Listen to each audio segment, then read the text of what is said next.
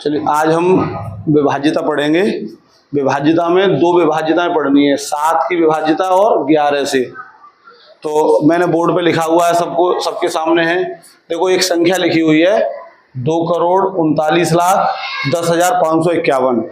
अब ये बिना भाग दिए चेक करना है कि ये 7 से विभाजित है या नहीं है।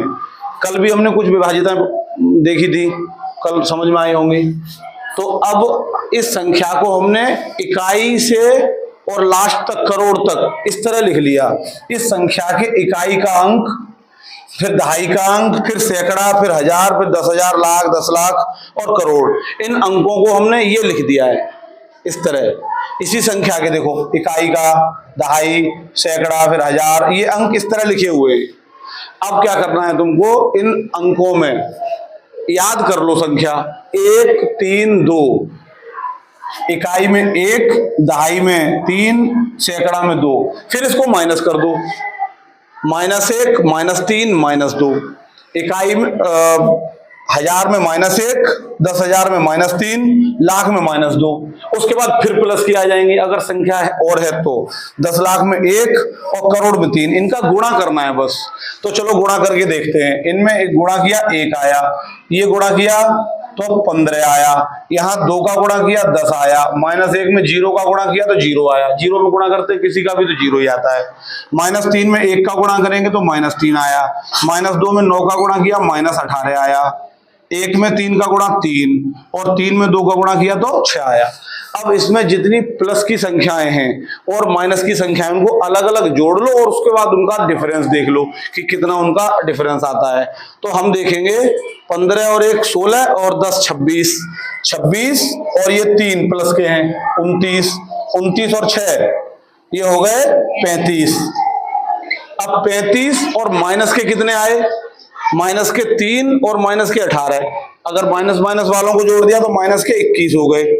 अब 35 में से 21 जब निकलेंगे तो बचे 14। यहां जो संख्या बचेगी, जितनी प्लस की आई और जो माइनस की आई, इनको हल करने के बाद जो उत्तर आया उसमें 7 का भाग लगा के देखो। अगर 7 का भाग इसमें चला गया तो पूरी संख्या में चला जाएगा। आप देखो 14 में 7 का भाग जा रहा है, तो इसका मतलब हो गया कि इस पूरी संख्या में 7 का भाग चला जाएगा। ये संख्या 7 से विभाज्य है। ये है 7 से विभाज्यता की पहचान। अब हम देखेंगे 11 से विभाज्यता कि 11 से विभाज्यता क्या है। ये बहुत सरल है, इसको तुम्हें ज्यादा मेहनत नहीं करनी है। बस इसमें क्या करोगे, एक अंक के बाद एक अंक छोड़ के दूसरा अंक पकड़ो, बीच बीच में एक एक अंक छोड़ते रहो, अल्टरनेट। जैसे निशान लगा देता हूं मैं, चलो इसके लिए, जैसे 5 के बाद 4, 4 के बाद 6, 6 के बाद 9। इनमें 1 का गुणा कर लो और जो अंक बचे उनमें -1 का गुणा कर लो। अगर हम इसमें 1 का गुणा करते हैं, 1 का गुणा करते हैं और उसके बाद जोड़ते हैं उसको, तो इसमें 1 का गुणा करेंगे 5, इसमें करेंगे 4, इनको जोड़ो 5 और 4 9, 9 और 6 15, 15 और 9 24, 24 आया। अब जो अंक बचे, जो भी दूसरे अंक बचे, ये भी 1 के बाद 1 है। देखो ऐसे, अगर हम इनको ऊपर से निशान लगाना चाहें तो ऐसे ये बचे। इन अंकों में -1 का गुणा कर लो, इनमें -1 का गुणा कर लो तो -2 और -9, 2 और 2 4 और 9 13, माइनस के 13। अब देख लेते हैं इसका कितना आया उत्तर। तो 4 में से 3 गए तो 1 बचा और 2 में से 1 गया 1 बचा।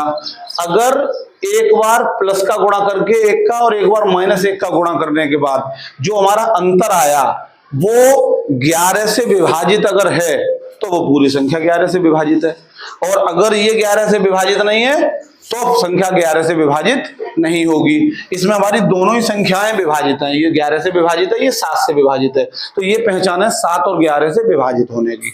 बाकी पहचान हम कल बता चुके हैं, आज ये पहचान हो गई। तो मुझे लगता है सारी विभाज्यता की पहचान हो गई है। अब आगे और जानकारी दी जाएगी, तब तक के लिए धन्यवाद।